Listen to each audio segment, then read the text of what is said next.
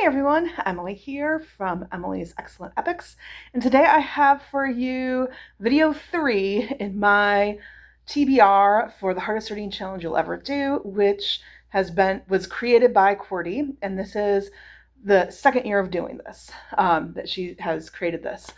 Last year I started it, failed miserably. This year I'm going to give it a better go. So I'm taking, it's a bingo board of prompts, and each prompt has a series of books that you have to read. So there's more than one book that you have to read per prompt. So that's why I'm doing a series of videos, because I would be here talking forever if I did it all in one big video. So today I'm going to talk about the last 10 years, all the adaptations, and the books I plan on reading for the disability representation. Okay, so for the last 10 years, it actually ends up being 11 books, but it's from like 2015 to 2015, or I think 2014 to 2014. Either way, what I've did is I've got it covered where it could be 2014 to 2026, just to cover all of my bases. And I forgot to mention the reading challenge lasts from, technically it starts July 7th, which is her birthday, and it rolls through to July 6th, 2026. However, you can start it now if you want, she said, you can start it July 1st if you're someone who wants to start like cleanly on the start date of a month, just as long as you finish within a year. So I'm going to start it July 1st, and then I'll finish it June 30th, 2026. Okay? So, without further ado, the last 10 years. How I came up with my prompts for this one, how I came up with my books for this prompt is I literally just went by Goodreads Choice Award winners and or nominees, depending on if I didn't want to read the award winner or didn't have it on my shelves. So I looked at what the Goodreads Choice Awards were, what the finalists were for that year, and then looked and said, is it on my shelf? Is it something that I already wanted to read anyway? And that's how I found books for this prompt. So for 2014, what came out is The Storied Life of A.J. Thickery by Gabrielle Zevin. And I read Tomorrow last year, I want to say. Loved it. And I was told I need to read this book as well. This is her, I don't know if this is her debut or not, but this is about a bookseller who has a rare Poe collection stolen from him. And then the next day he gets this unexpected, mysterious package, and things unfold from there. Looking forward to reading this one, because I really did enjoy Tomorrow unexpectedly. I forgot to mention too, if you see me bending over and down, I have books piled on the floor next to me, so I apologize for that. The next book I already plan on reading for another prompt, and you can double up on books.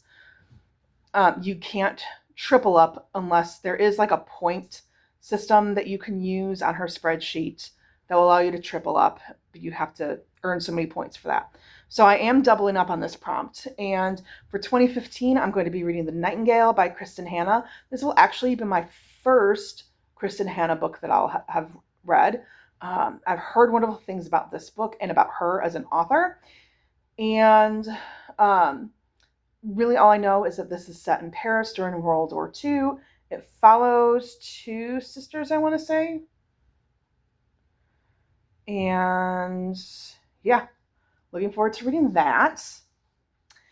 For 2017, I don't have the book, but I plan on reading The Radium Girls, which is a story about the women who made watches, specifically, I believe, for the military that like glow in the dark so you can see them. And they would like put, in order to paint things on there, they would put it in their mouths to like make it smaller, from what I understand. And we know now that's horribly bad. for your health. So looking forward to reading that. I skipped. Radium Girls is 2017. I got to go back to 2016. My apologies. I'm also looking down because I have a sheet with my prompts, so I apologize. For 2016 would be The Hating Game by Sally Thorne. And all I know is that these are like I think this is about two workers who work together and are up against like the same position for like a promotion for the same position, kind of like a enemies to lovers kind of romance situation. Heard good things about it. There's a movie adaptation that might come into play later. I already talked about 2017 with Radium Girls. For 2018, after I do my tandem read of Tower of Dawn and Empire of Storms, I'm going to read this chonky beast that is known as Kingdom of Ash by Sarah J. Maas, and then I will finish the Throne of Glass series. I'm so looking forward to it. I've been loving following Selena, following Manon, and I just lost Abraxas and Kale. Like, I just have really been enjoying this series, so I'm looking forward to finishing that out. For 2019, don't have the book. I apologize. And that would be The Five. And The Five is a nonfiction book. It's not about Jack the Ripper. It is about the women that were murdered by Jack the Ripper and looking at them. I've heard positives and I've heard negatives about the book. So we shall see how I get on with it. For 2020, I plan on reading House of Earth and Blood, which is the first book in the Crescent City series by Sarah J. Maas. Now, here's what I think is really weird. Like, look how big the series name is compared to the title of the book. Like, you're going to remember Crescent City. You're not going to remember the title of the book. But here's all I really know. It's about a half-fae, half-human Bryce Quinlan. And from what I understand, this is more urban fantasy that takes place in our times. I've heard really good things. I've also heard really negative things. So we shall see how I get along with that. For 2021, I just dropped something. Rats. For 2021, I plan on reading The Shadows of the Gods by John Gwynne. I'm really kind of nervous about this book. Because I DNF'd Faithful on the Fallen after Ruin. So I'm kind of nervous, but I do understand that this is Norse inspired, and I typically like Norse inspired books. And that's really all I know. I know there's a character named Orca. That's really all I know. I think it does deal with a mother trying to protect children. I could be wrong about that, but I've heard good things about this series. So I've had this on my shelf since it came out. So it's time to read it. For 2022, House of Sky and Breath by Sarah J. Maas. So this is book 2 in the Crescent City series. I am not going to tell you what this is about because I'm not going to look at the back of the book and spoil book 1 for myself. But we're going to follow Bryce and Hunt, I think, are the main characters. And I think maybe this picks up a different point of view. I don't know. This one I've heard a lot of negative things about, so I'm kind of nervous. But I need to read it and decide for myself. I've heard more negative than positive, I should say. For 2023, I'm going to read The Crowns of Naxia book 2, so The Ashes of the Star-Cursed King. And here, this is a romantasy that follows a human that was adopted by a vampire court. So you're going to see, like, there is some overlap of books that I've already talked about because I'm also using this for my duology. Even with doubling up on prompts, I still have about 92 books that I have to read, which is doable because I read about 100 books a year. So I just feel like there's a lot more heavy fantasy in this. So we'll see. And then for 2024,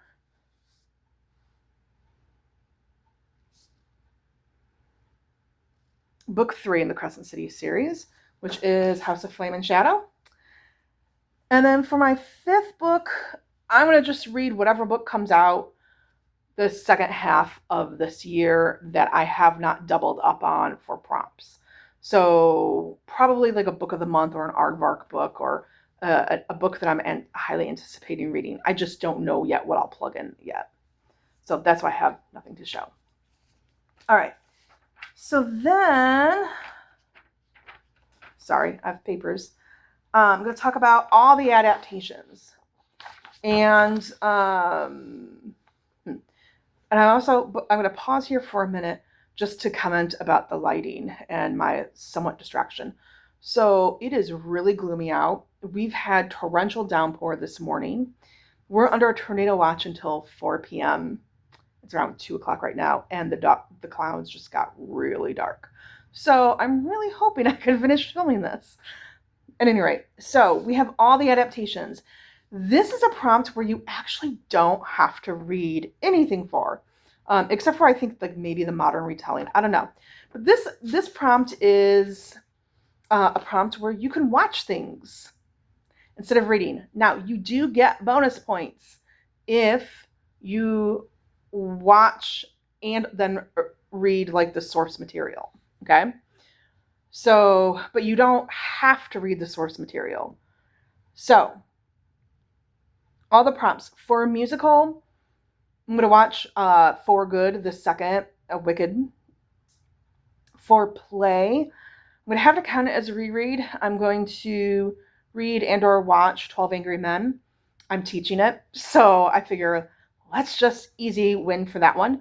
For a graphic novel / manga, I would love recommendations.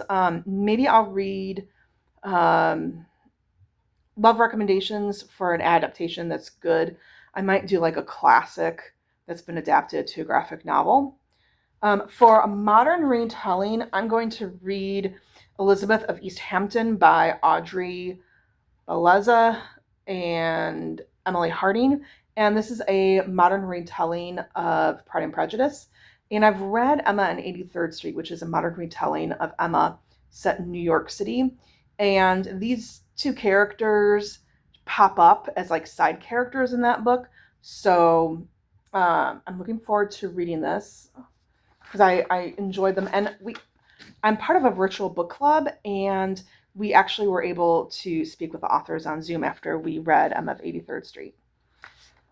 All right, for web series, from what I understand, there is a series on YouTube called The Bennett Diaries or the Lizzie Bennett Diaries. So I plan on watching that.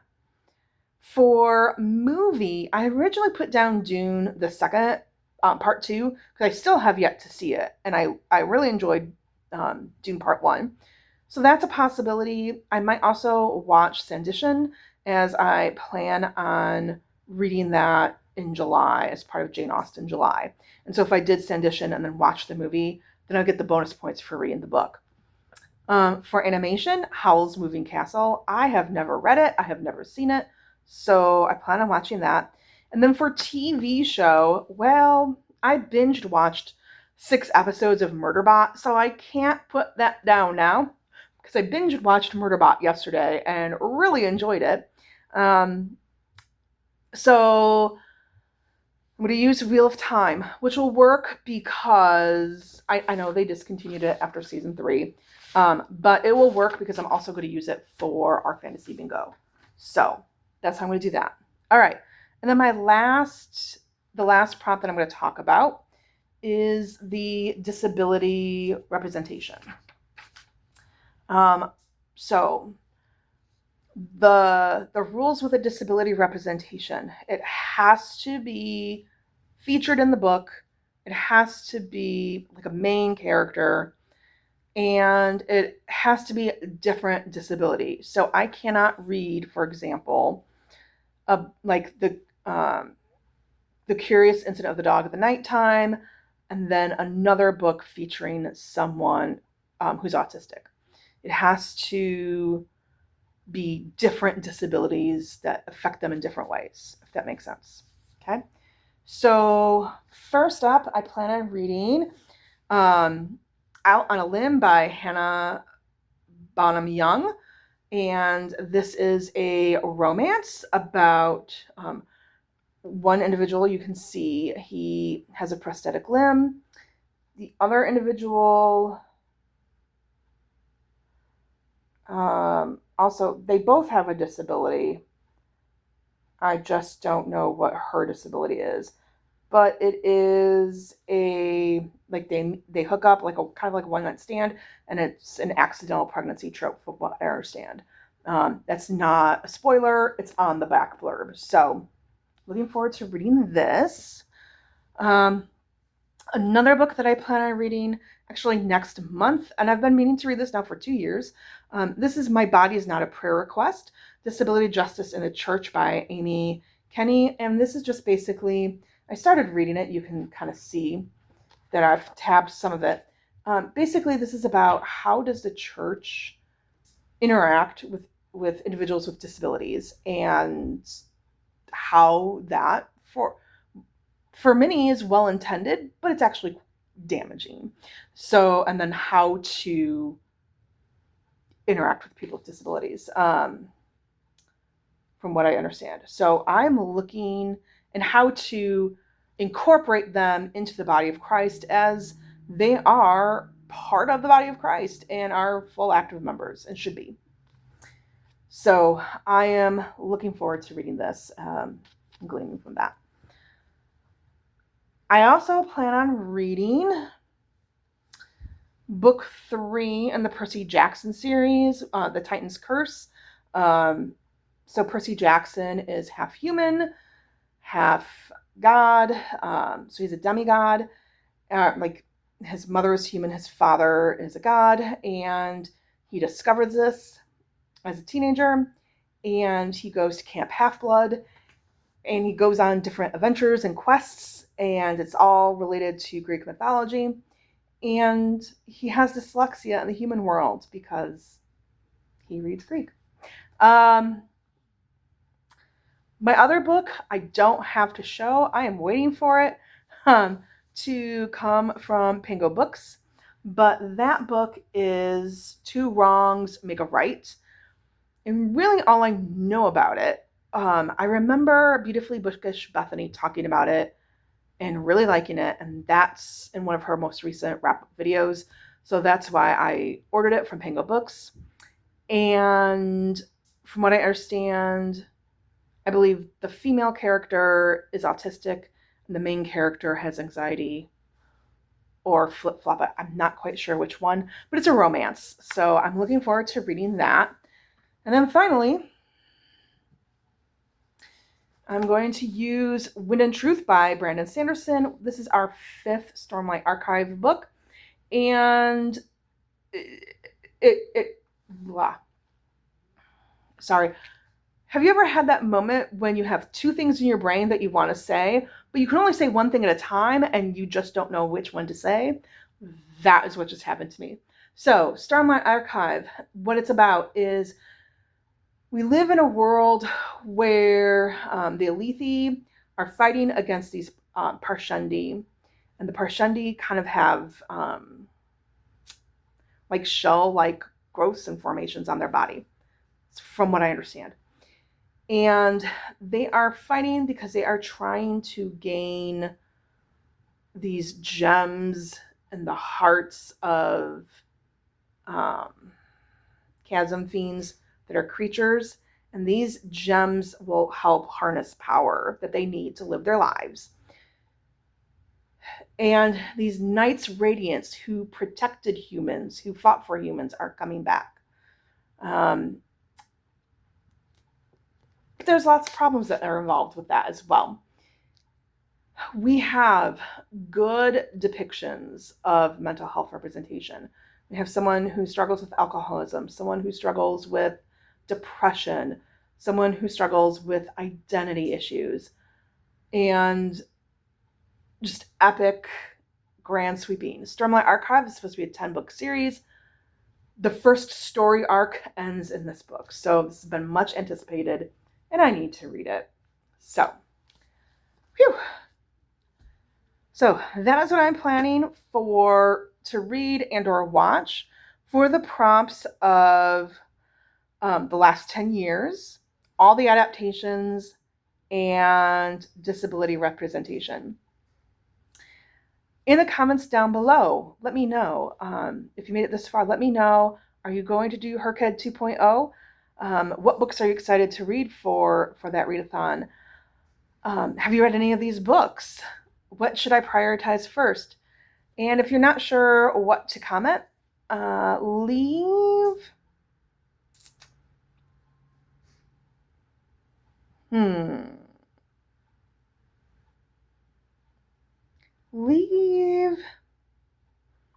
some heart emojis, because we love reading. And as always, like, subscribe, hit the notification button. All of these things, commenting, liking, subscribing, they help my channel grow, and I greatly appreciate you. Thank you so much. Bye.